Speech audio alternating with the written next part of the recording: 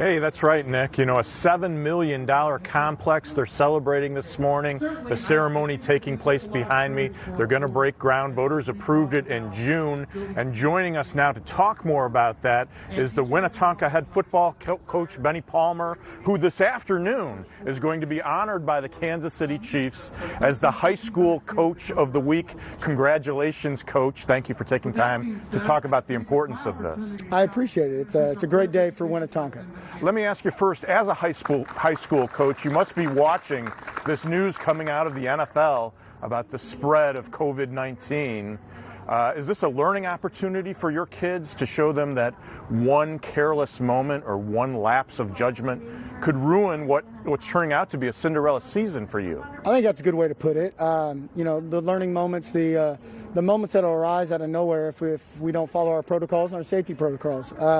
You know, these things are the stuff we've had in place from the beginning of the summer on. So as soon as we got to be around kids, and I think that's one of the testament to why we're still playing and still able to do what we're doing with no negative cases, no communal spread here, because of the practice that we got throughout the summer. We put in a lot of time. There was a lot of thought put into it, and our kids learned it very early to where right now it's a thing of, hey, oh yeah, don't forget to do this. Hey, yeah, don't forget to do it. It's just the reminders opposed to teaching them and having to redo things.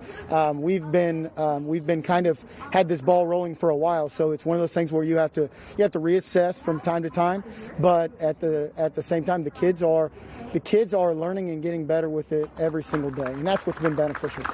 With this concern about the NFL, I know some people might be wondering, what's it like for high school players?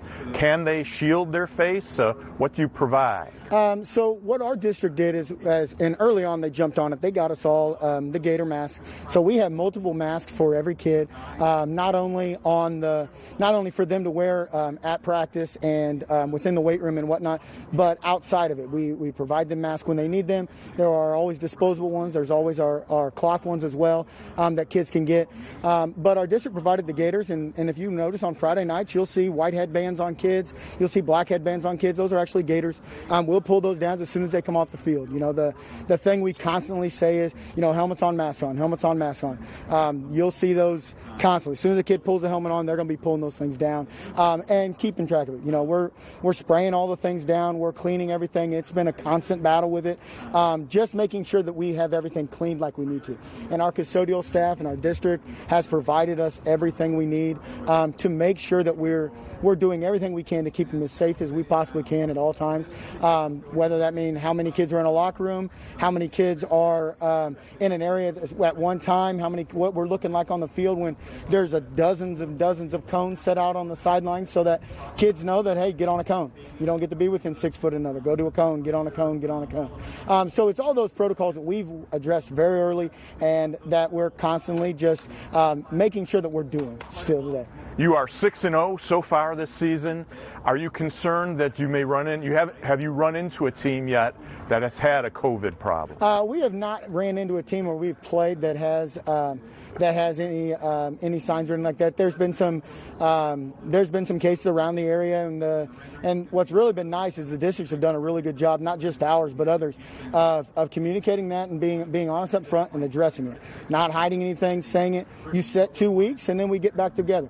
You know, and when those teams when that does happen, the schools are immediately reaching out to other schools. Hey, do you guys have an open this weekend? I heard you guys had somebody cancel. Hey, let's get together and let's play so these kids get to continue to play. Every week is just joyous to be able to get it done and to take another step towards getting these kids not only better at this game, winning as many games, but this feel and this energy and this excitement that high school football brings. It's just so beneficial to our kids. Coach Benny Palmer, congratulations on having a new place to call home. I know we didn't get a chance to talk about that much in this live shot with the news about the NFL. It was important to share some of those thoughts from a high school coach's perspective, because everyone is watching, everyone involved in football is watching what's happening at the game's highest levels, because some of the same situations, you know, easily could apply here. Mark?